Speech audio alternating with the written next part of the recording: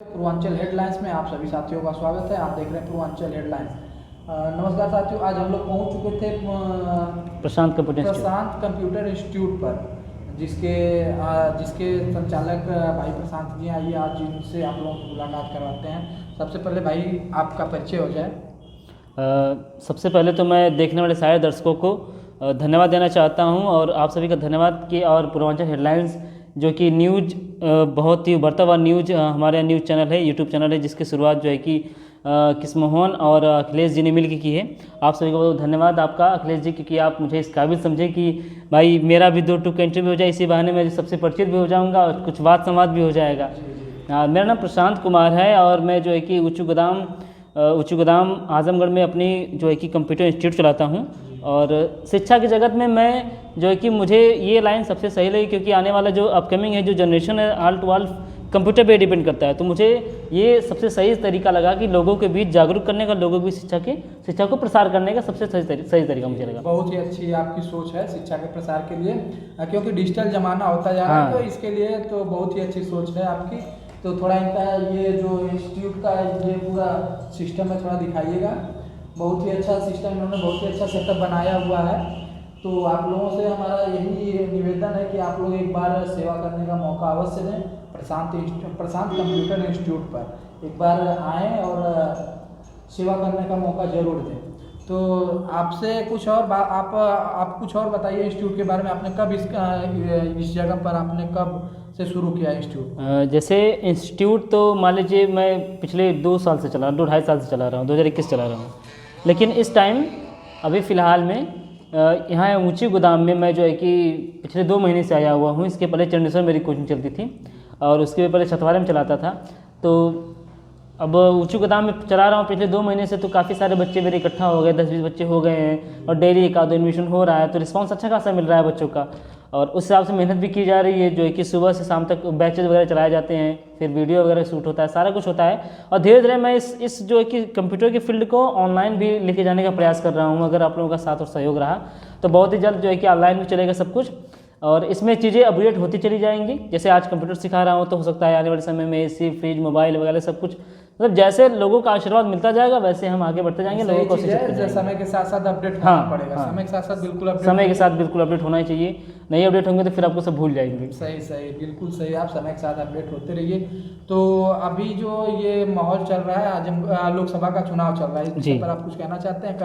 कल जैसे लोकसभा का चुनाव चल रहा है, सारी तैयारियां जोरों पे चल रही हैं, लेकिन कुछ पार्टियां हैं जो जनता के मुद्दे से ज़्यादा अपने एडवर्टाइजमेंट में खर्च करती हैं। और मेरे आपके मंच से माध्यम से वो समझ गए होंगे मैं किसकी बात कर रहा हूँ कि उन्हें जनता का मुद्दा नहीं, उन्हें दिखावा करना ज़्यादा बेहतर है। और पिछले कार्यकाल की पिछले चुनाव का अगर स्थिति देखा जाए तो वो इसी के जरिए जो है कि अपने चुनाव को जीत पाए हैं और फिर जीत के फिर आगे कार्यक्रम मतलब अपना कर रहे हैं। ओवरऑल देखिए कि हर एक आदमी में कुछ बुराई होती है, कुछ अच्छाई होती है, कोई भी इंसान परफेक्ट नहीं होता है। तो अगर जो वर्तमान समय में जो रूलिंग पार्टी है वो अगर अच्छा काम करे, कुछ उसने अच्छा काम किया, कुछ ने बुरा काम किया है।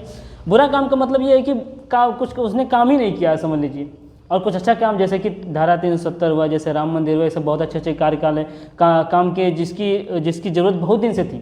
लेकिन अभी हाल फिलहाल में सबसे ज़्यादा आवश्यकता है तो 2 रोटी की है, 2 युवा रोजगार की है, रोटी कपड़ा मकान की सबसे ज़्यादा जरूरत रोटी कपड़ा मकान की है। तो इससे मैं थोड़ी सी नाराज़गी हूँ। बाकी ओवरऑल जो पार्टी है सही है और उम्मीद है कि आने वाली जो पार्टियाँ होंगी, जैसे क्या है कि अगर आप अपना नेता नहीं बदलेंगे तो समझ लीजिए कि वो सिस्टम कुछ और हो जाता है। अगर एक ही आदमी को बार बार बनाएंगे समझ लीजिए कि वो एक तानाशाही जैसा माहौल हो जाता है। अगर आप जैसे माहौल के जैसे बदलते हैं, नेता बदलते हैं, तो वो उसके अंदर डर एक बना रहता है कि भाई मैं चुनाव हार न जाऊं। अगर चुनाव हार न जाओ इस डर से कोई कार्य करेगा तो अच्छा कार्य करेगा। अगर यही डर से इसमें ये डर नहीं रहेगा मैं चुनाव हारूंगा ही नहीं, तो वो अपने मन का कार्य करने लगेगा। तो कल मोदी जी आए थे, उन्होंने 367 करोड़ रुपए का निवेश किया आजमगढ़ में। तो इस विषय पर कुछ कहना चाहेंगे आप? 367 करोड़ का तो अब मुझे नहीं पता है, क्योंकि उन्होंने पिछली बार भी वादा किया था 2 करोड़ रोजगार देंगे, 22 लाख ये होगा वो होगा, तो बहुत ज़्यादा रिस्पांस तो नहीं है। ओवरऑल देखते हैं भाई क्या होता है, अब ये उनके ऊपर डिपेंड करता है। आजमगढ़ में तभी कुछ शिलान्यास हुए हैं आजमगढ़ का विकास तो हुआ है, इस विषय पर कुछ बताइए आप। आजमगढ़ में देखिए, ये बात तो सच है कि पिछले 5-6 साल में आजमगढ़ का विकास तीव्र गति से हुआ है, लेकिन हम इस उदाहरण से ये कहना चाहते हैं कि यदि अगर कोई भोजन, मान लीजिए एक उदाहरण स्वरूप पे, जैसे कि मैं अगर कुछ खाना बना रहा हूँ, मैं भोजन शुरुआत कर दिया हूँ, बन रहा है, आधा बन गया भोजन, है ना, और कोई अगर बनाने वाला ही हट जाए, दूसरा फिर बना के उसको स्वाद चखाए, तो उसके पीछे किसकी गिनती होगी? जिसने शुरुआत की थी उसकी होगी, या फिर जो बना खिला रहा है उसकी? बात को हमारे दर्शक काफ़ी अच्छी तरीके से समझेंगे, आपकी बात को काफ़ी अच्छी तरीके से हमारे दर्शक समझेंगे। चलिए कोई बात नहीं है। और आजमगढ़ का सामने आजमगढ़ लोकसभा चुनाव है, इस विषय पर कुछ कहना चाहेंगे? किस पार्टी से आज सपा और यहाँ पर बीजेपी और सपा का माहौल बन रहा है, तो आप किस तरह से देखते हैं इस चुनाव को? देखिए, माहौल किसका बन रहा है, किसका नहीं बन रहा है, ये डिसाइड होता है चुनाव रिजल्ट के बाद। अभी तो होगा कि हाँ भाई ये जीत रहे हैं, वो जीत रहे हैं, चुनाव के बाद होगा कि अरे ये तो हार गए, ये तो जीत रहे थे भाई साहब। तो जनता किसको चुनेगी ये कोई नहीं जानता है, लेकिन बस हमारा ये काम है कि अब चूंकि मैं एक सामाजिक स्तर पर बैठा हुआ हूँ, तो मैं कोई भी चीज़ स्पष्ट नहीं कर सकता हूँ, लेकिन मैं उसी को चुनूंगा जो अच्छा काम करेगा, जो जनता के लिए पिछली बार अच्छा काम किया, हो सकता है आगे भी अच्छा काम करे, तो मैं उन्हीं को चुनूंगा। पिछले 2 साल से तो माननीय निरहुआ जी भी सांसद हैं आजमगढ़ के, उन्होंने भी तो अच्छा काम किया है। हाँ, निरहुआ जी ने भी अच्छा काम किया है, जो आता है जनता के लिए अच्छा काम ही करता है, लेकिन हर एक इंसान से कुछ ना कुछ, जैसे मैंने आप शुरू में बताया ना कि कुछ में कमी होती है, कुछ में अच्छाई होती है। भाई सब लोग अगर अच्छे हो जाए तो भगवान ना बन जाए। तो हमें सब कुछ देख ताक के सब अपना चुनाव, अपना वोट सही जगह देना है, कीमती देना है, कि वोट आपका बेकार भी ना हो और जनता के हित में जाए।